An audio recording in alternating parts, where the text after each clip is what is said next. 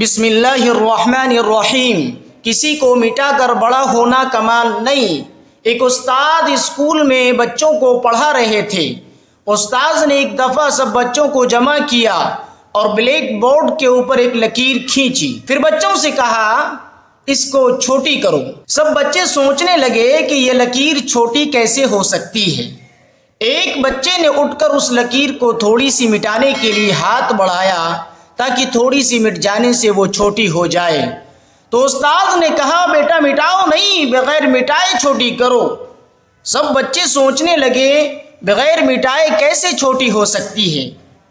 ایک بچے کی سمجھ میں آ گیا، وہ اٹھا اور استاد کی کھینچی ہوئی لکیر کے اوپر ایک بڑی لکیر کھینچ دی اور استاد سے کہا اب تو آپ کی لکیر بغیر مٹائے چھوٹی ہو گئی۔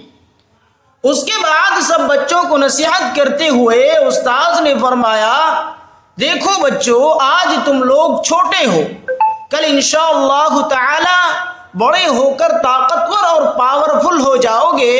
اس وقت میری اس بات کو یاد رکھنا کہ کسی کو مٹا کر بڑا ہونا کمال نہیں، بلکہ اپنی ذات میں ایسے کمال پیدا کرو کہ دنیا والے خود بخود آپ کو بڑا سمجھنے لگیں۔ فائدہ: دنیا میں جس قدر فتنہ و فساد برپا ہے، اس کے اسباب میں سے ایک بہت بڑا سبب دوسروں کو نیچا دکھانے کا عمومی جذبہ بھی ہے۔